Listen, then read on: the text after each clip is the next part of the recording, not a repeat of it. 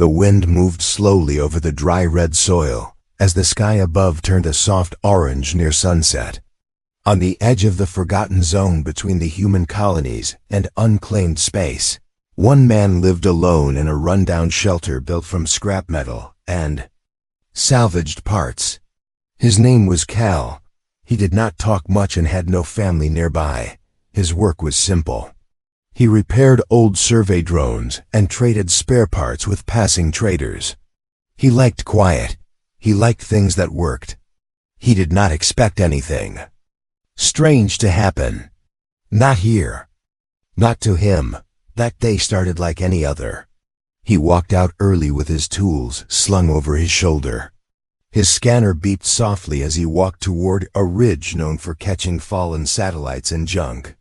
As he reached the top, he saw a long, black mark across the sky. Something had crashed. Smoke rose in the distance. The crash looked fresh. He moved faster now, climbing down through dry gullies and across flat stone. When he reached the crash site, he found twisted metal still hot. It was not human design. It had smooth edges and pulsing lines of light. The kind of ship that belonged to no one, or maybe to everyone depending on who asked. He kept his steps quiet and moved carefully, not sure if it was safe. Near the edge of the wreck, among a pile of broken panels and scattered ash, something moved. At first he thought it was a wounded animal, small and curled tight. It was covered in pale fur and shivered with every breath. But then it opened its eyes and looked at him. Not wild eyes. Not empty.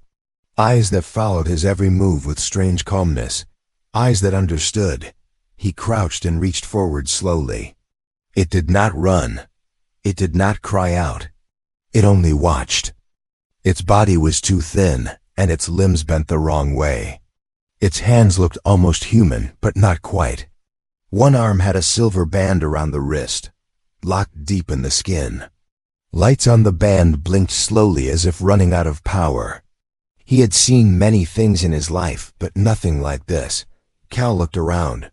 The wreck was burning out. No other life signs. Whatever this thing was, it was the only survivor. He could walk away, let nature take its path. But the way it looked at him made him pause. There was something behind those eyes. Not just pain, not just fear. Something like hope. He took off his coat and wrapped it around the creature. It did not resist. It closed its eyes and rested its head against his chest as he lifted it. Light as a child but body warm with strange energy, he made his way back home with steady steps. The sun dipped lower. The sky deepened to purple. He did not speak, neither did the creature. But something passed between them. A quiet promise. Back at his shelter, he cleared a space on the table and laid it down gently. He checked its breathing, weak but steady. He brought water and tried to offer it. It drank slowly. Its fingers trembled. He noticed the way it stared at the light bulb on the ceiling as if trying to understand it. He tried to scan the band on its wrist, but his old device refused to read it. Data corrupted or hidden. He did not ask questions. Not yet. He placed a small heater nearby to keep it warm. Night came fully, and with it silence. The stars outside were sharp and clear. He sat by the window and kept watch. The next morning he found it sitting up. Not fully, but resting against the wall. It tried to stand but failed. Cal brought food and placed it nearby. It looked at him again, longer this time. Then it reached for the food and began to eat. Not like an animal. Slow, careful. It chewed. It swallowed. It wiped its mouth. Days passed. The creature healed fast. Too fast. By the third day, it stood on its own. By the fifth day, it followed him around the room. It still made no sound, but it watched everything. It mimicked some of his actions. When he used the tool bench, it picked up spare parts and copied his hand movements. One night it pressed its hand against a dusty screen, and shapes appeared. Strange symbols, lines that made no sense to him. It drew with purpose. This was not a creature. This was something more. He began calling it Nia, a simple name. She did not resist it. She seemed to like it. She followed his voice and began pointing at objects he named: bottle, chair, lamp. Her eyes were sharp.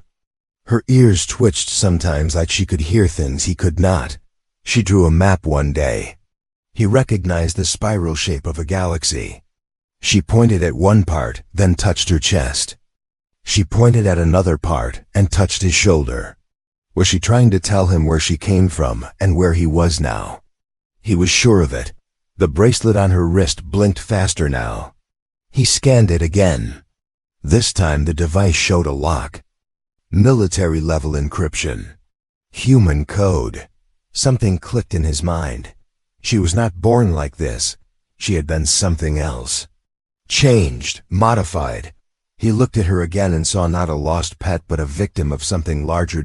She looked back and smiled, a small smile, just for a second. But it was there. And in that moment, Cal knew. She was not an animal. She was not cargo. She was someone, and someone had to protect her. The days passed slowly, but something new began to grow between Cal and Nia. She no longer needed help walking. Her steps became more balanced, though sometimes her knees bent the wrong way when she was not focused. She followed Cal around the homestead from morning till evening, watching everything he did, from fixing broken circuits to recharging old batteries. Her mind absorbed everything like a sponge left too long in water. She didn't speak, but her eyes were loud with questions. Cal noticed how she copied his actions more carefully than before. When he brushed dust from a panel, she did the same too. The windowsill. When he organized tools in rows, she did the same with scattered wires. Every movement she made was slow at first, but filled with strange precision, like she was trying to understand what each motion meant beyond just the task. She was not copying for fun. She was learning the meaning behind things. She began using her hands more skillfully each day. Her fingers were longer than a human's and moved with unnatural flexibility. Yet she had a kind of grace in the way she handled even the most delicate pieces of equipment. She once took apart a comms chip in less than a minute without Cal showing her anything. When he saw that, he froze for a second and just watched as she studied the exposed wires with curiosity, not confusion. Started talking to her more, even though she rarely responded. He would say things like, "This is a fusion coil," or "Be careful. That wire's hot." At first she only looked, but then slowly she began to react. When he said "careful," she pulled back. When he said "good," she smiled and held up her hand like he did when a job was done. He could see how she was trying to bridge the gap between them with more than just silence. One evening while they sat by the heater, she picked up an old datapad and began tapping the screen. It was broken and hadn't worked in years, but she stared at it as if trying to remember how to use it. She tilted her head and her eyes narrowed. Then she began to trace symbols on the dusty screen with her finger. Symbols Cal had never seen before. They looked like pieces of a forgotten language. He didn't know what they meant, but he knew they meant something important to her. Later that night, Cal took out his old scanner again and aimed it at the bracelet on her wrist. The results confused him. The device didn't show a creature or pet. It showed a registry ID link to a private file. All access denied. The encryption was advanced beyond anything he had on site. But something strange happened while he held the scanner. Nia placed her hand gently over his and then moved it down to the bracelet. The light blinked 3 times and a small wave of static passed through the scanner. Just enough to reveal single line of data: subject class, altered biological status, incomplete transformation, language mapping in progress. Cal read the line twice, his heart sinking slowly. She had been something else once. She had been changed, forced into this form. Her struggle to learn human ways wasn't just survival, it was recovery. The silence wasn't lack of thought, it was a mind trapped in the space between 2 identities. Next morning, she tried to speak for the first time. Cal had made breakfast and placed a warm cup of synth milk near her usual seat. She took it and held it close, then opened her mouth. Her throat made a strange crackling sound, and her first word came out broken and dry like static from a bad transmission. Then Cal turned in surprise. She tried again. "Thank you." It was rough and slow and barely human, but it was clear enough to understand. He smiled and nodded once, not wanting to overwhelm her. She smiled back with eyes that shone with pride. That simple exchange changed something between them. Each day after that, she added new words. Simple ones: light, cold, food, name, home. Each one took effort, but she tried again and again, never giving up. She would press her fingers to her lips before speaking, like trying to pull the sound out from deep inside. Then came the dreams. She began waking in the middle of the night, breathing hard, her skin glowing faint blue, and her body trembling. She would sit near the door and draw strange shapes into the dirt with her finger. Long twisting patterns that looked like constellations. Sometimes she cried, though no tears fell. Cal sat beside her in silence, offering quiet presence when words had no place. One day, while sorting scrap, Cal found a busted black box from a wrecked trader ship. It was old and corrupted, but some files were still recoverable. He played one in front of her. It was a recording of an alien voice speaking through a translator. Nia's eyes widened. She stood up and repeated the first few words from the file.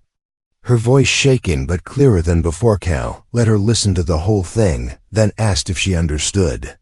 She nodded slowly, then drew a triangle with a circle inside it on the floor. That same symbol was visible for a second in the black box. Recording. It was a logo from a now banned human research company that had been shut down for illegal genetic experiments. Pieces were coming together, and the picture they formed was not good. She had likely been taken, not adopted or rescued, but taken from her world and turned into something else. Human scientists had tried to erase her identity and shape her into a tool or weapon. But something went wrong, or maybe she escaped still. Cal saw more than that when he looked at her. He didn't see a mistake or a threat. He saw someone trying to rebuild herself from ruins. Someone who never gave up even when her own body was alien to her. And more than anything, he saw someone who trusted him without reason other than the simple kindness he had offered. From that day on, he made a quiet promise to himself. No matter who came asking questions, no matter what truth revealed itself, he would protect her. Not because she was special or powerful or rare, but because she was someone who deserved a chance to choose who she wanted to be. And as the wind outside carried dust across the empty lands, Nia stood by the doorway watching the horizon. Her eyes filled not with fear, but with wonder. The wind outside had changed. Cal noticed it first in the silence between the usual sounds. Birds that visited his water station no longer came. The air carried a sharp hum during the early hours of the day. Machines far above the sky were scanning this area. He felt it in his bones before he confirmed it with his gear. Something was watching. Something was searching. Nia stood near the signal tower that day, drawing circles in the sand with her foot. Her skin looked brighter than usual, and a soft pulse beat beneath the bracelet on her wrist. Cal walked over, and she looked up at him without needing a question. She already knew. He had told her everything his scanner found in the last few nights. Energy spikes, stealth frequencies, quiet pings sent from orbit. Someone had locked onto their location. Cal upgraded the perimeter system using pieces from his old cargo drone. He installed signal dampeners and heat suppressors. He rerouted the power flow in the solar panels to avoid pattern detection. His hands worked faster than they had in years. Nia helped without being asked. She understood the urgency. She moved silently with grace and precision, not wasting a single motion. At night, they stayed in the dark. No lights, no signals, no transmissions. They shared food in silence. Nia's face no longer looked confused or lost. It was focused, clear, aware. Her eyes searched the stars as if counting them one by one. Her hearing had become sharper, and she was the first to detect distant hums in the sky. She placed her hand on Cal's shoulder and pointed upward. His scanner showed nothing, but she could feel it. A ship cloaked, but not perfect. It circled the outer sky and vanished again the next morning. A drone appeared on the edge of the ridge. It hovered quietly, no weapons visible, no markings, just a floating eye scanning everything. Cal froze mid-step and motioned for Nia to move. Inside, she hesitated for 1 second, then vanished into the shadows of the shelter. Cal walked toward the drone slowly with his hands raised. He acted like a curious old man checking scrap. The drone made no noise, but a tiny red light blinked at its base. It left after 5 minutes, but the damage was done. They had confirmed his location. They had seen the shelter. Maybe they had even scanned the heat signatures. Cal turned on every jammer he had. He opened his oldest emergency case and pulled out a weapon he never thought he would use again. It was a small pulse rifle with a cracked scope, but it still worked. Nia stood in the doorway watching with wide eyes. She asked one question in a soft voice. "They are coming." Cal nodded once. She did not run. She did not hide. She simply turned and began packing the essentials. Tools, batteries, water, food, small items with value. She moved with understanding. This was not her first escape. The scars on her arms told him everything he needed to know. By noon, the sky split with a low vibration. A black ship broke through the clouds and hovered in place far above the canyon wall. It had no flags, no logos, only a sleek design that screamed secrecy and power. From its underbelly, 4 pods dropped and vanished behind the hills. Cal grabbed the last crate and locked the shelter door. It would not hold long, but it might confuse them. They ran across the lower ravine, following a path only Cal knew. Nia kept up easily, her strange body built for both strength and speed. Her feet barely touched the ground, and her breathing stayed calm. Cal moved slower but steady. He knew the land and used every shadow to stay hidden. They reached the old Combs Tower buried under stone. He opened a hatch at the base, and they slipped inside the dark shelter. Nia placed her hands on the wall and felt the metal hum. She closed her eyes and whispered something in her own language. Cal could not understand the words, but the tone sounded like a memory spoken out loud.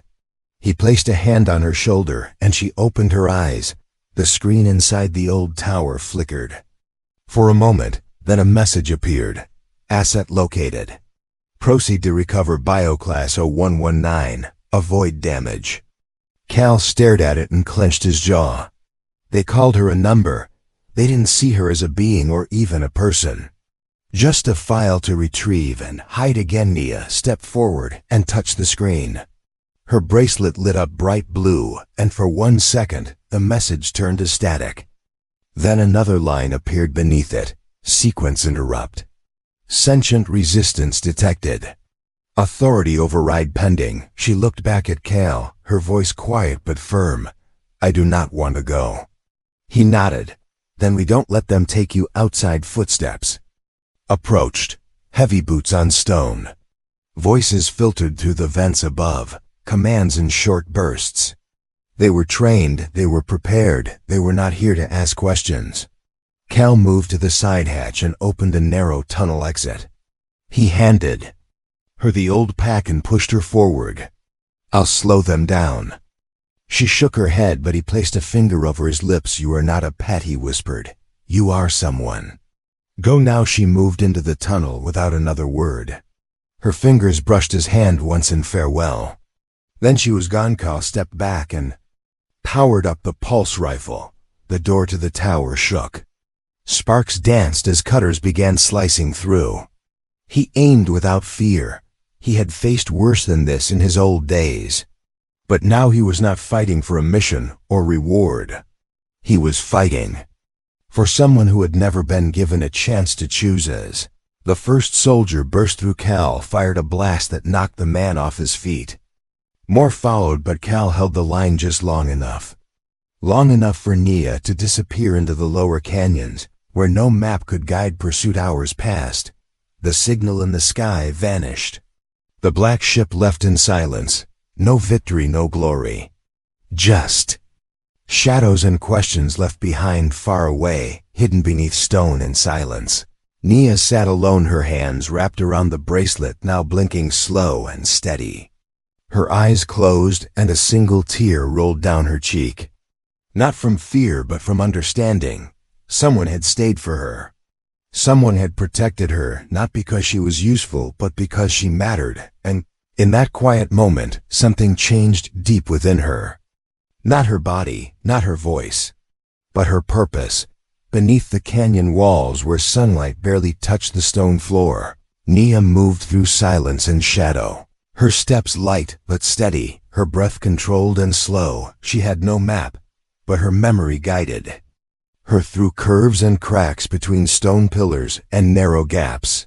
She paused often, not to rest but to listen, her ears now sharper than ever caught distant echoes far behind, metal on rock, whispers through Cum's shallow breathing, masked behind helmets. She knew they were searching, still hunting, still moving with trained precision. But she did not panic. She kept moving. The cave system stretched deep and wide beyond the knowledge of most scanners. The lower routes had not been mapped since the early colony days, and erosion had changed their shapes completely.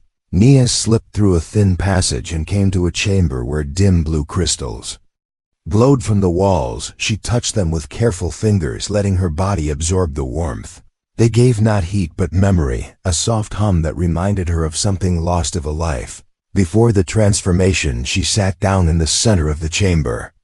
Her legs crossed, her arms resting on her knees, and for a few moments, she allowed herself to feel everything, not just the fear, not just the urgency, but the sadness, the confusion, the pain of being something between two worlds. She was not human, and she was no longer what she used to be. The experiment had changed her voice, her body, her thoughts, but not her heart that still belonged to the self she used to know. She remembered voices from the lab. They told her she would be better, faster, more useful. They promised power, control, purpose, but they never asked what she wanted. She had been surrounded by white walls, cold eyes, mechanical arms, and soft voices that spoke as if she was not there, like she was a machine, a test result, a living case file. Now in the dark, away from all of them, she let go of that fear. She breathed deep and felt her pulse slow. Her body no longer trembled, her eyes no longer watered. Her will was stronger now, not just because of Cal, but because she had finally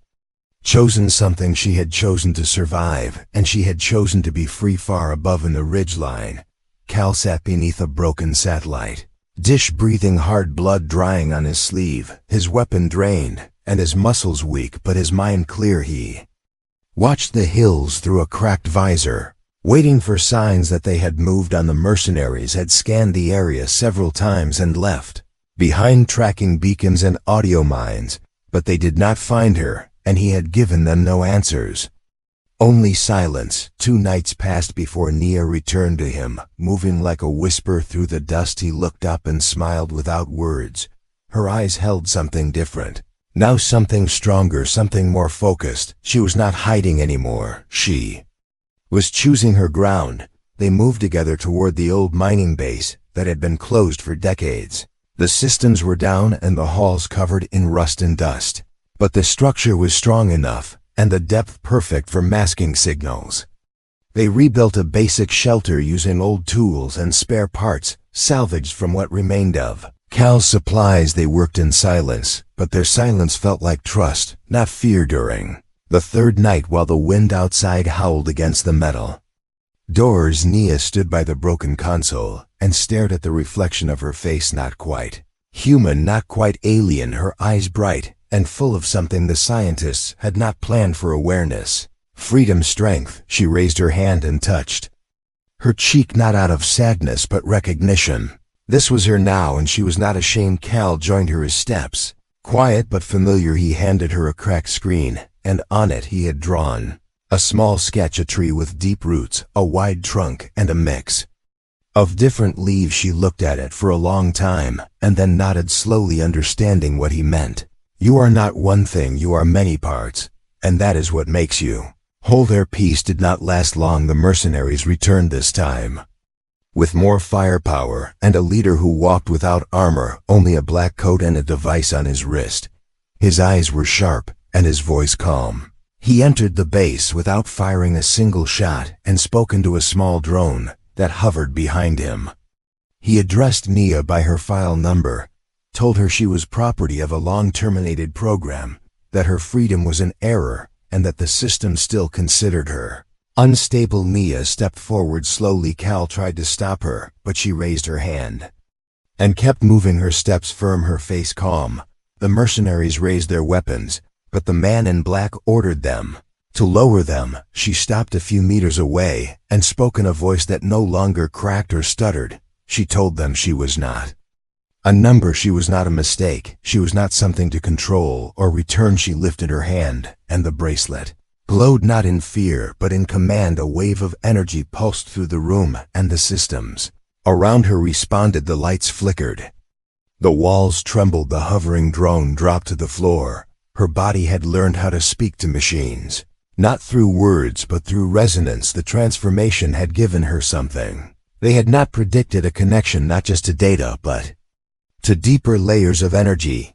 The man in black took one step back but did not panic. He asked if she intended to attack. She said no. I intend to be heard. She told them everything she remembered, everything they had done to her, every word they spoke when they thought she was too broken to understand. She told them about the pain, the loneliness, the stolen voice, the erased name. She told them how Cal had treated her with kindness without knowing anything about her, how he gave her food and shelter, not because she was useful, but because she was cold and alone.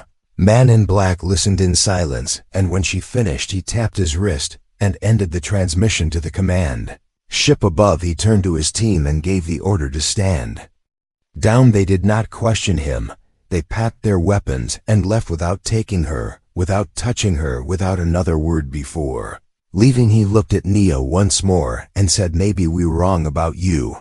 Maybe we are still wrong about us. When they were gone, Nia turned back to Cal and sat down slowly, her body shaking, but not from fear, from relief. Cal sat beside her and offered water. She took it and held his hand for a long time. No words, just presence. Outside, the storm passed and stars returned to the sky, clear and quiet above a world still learning how to listen. The stars above the old mining base blinked gently in the still night sky, while wind passed over the dry hills in soft waves, as if the land itself had taken a breath and released it slowly. Peace had come not with a loud victory or the fall of enemies, but with the quiet decision of those in power to step back and reconsider. And that was more rare than any fight. Nia sat near the edge of a platform carved into stone, watching the sky with calm eyes, her body still glowing faintly with the soft energy she now understood, not as a burden but as a part of her. Beside her, Cal worked with a soldering kit, fixing the last pieces of an old transmitter that would let them speak to nearby colonies, again not to call for help, not to sell scrap or request cargo, but simply to say that they existed, that they were here, not hiding, not running, not alone anymore. The base had become more than a shelter, it was becoming a home. Nia had spent her mornings walking the canyon paths, collecting small pieces of metal or crystal left from older mining days and lining them up along the wall outside their sleeping space. She arranged them in patterns that meant something to her, though she did not speak of them directly. Cal never asked for explanations. He only watched with a small smile and sometimes helped her clean the stones before placing them together.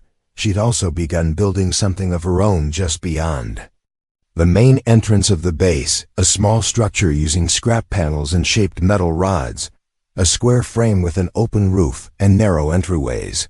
It was not much, but it was hers. She worked slowly, taking breaks where her hands trembled from strain or her memory pulled her away from the moment, but she returned each time stronger and more focused. It was as if with each bolt She twisted into place. She was pulling her life back into her own hands. Cal once brought her a mirror, not large, not perfect, just a round piece of polished metal that could show her reflection clearly. She stared into it for a long time, her fingers lightly tracing the edge of her own jaw, her eyes blinking with quiet thought. She no longer flinched when she saw herself. She no longer turned away in shame or confusion.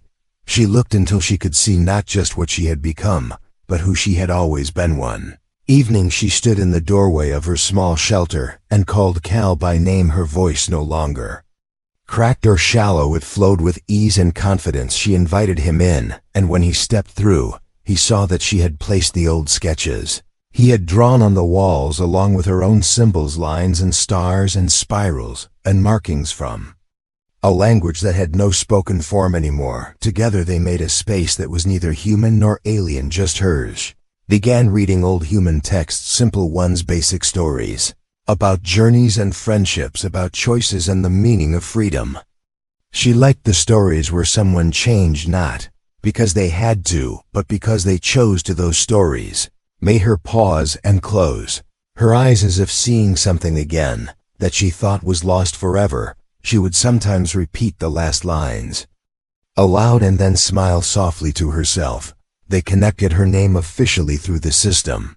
Cal had old contacts who still owed him favors, and after weeks of messages and forms and data tests, a simple notification arrived on his console. The file had been updated. Her identification no longer listed her as an asset or experiment or biological class. It showed a name, Nia, and beside it a status: registered, sentient, independent, protected under Alliance Code 13.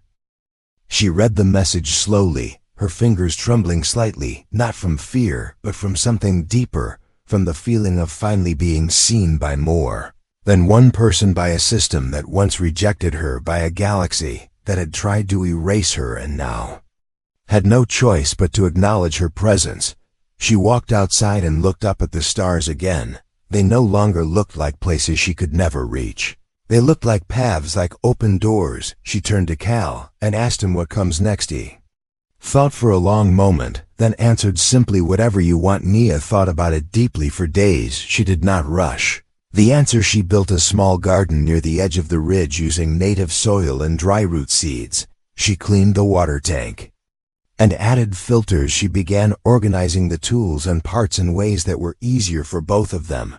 She painted the entrance with soft green dye made from crystal powder. She added music, soft tones that played through the walls like distant wind and echo. Weeks passed, and no ships returned, no more drones, no more orders or threats.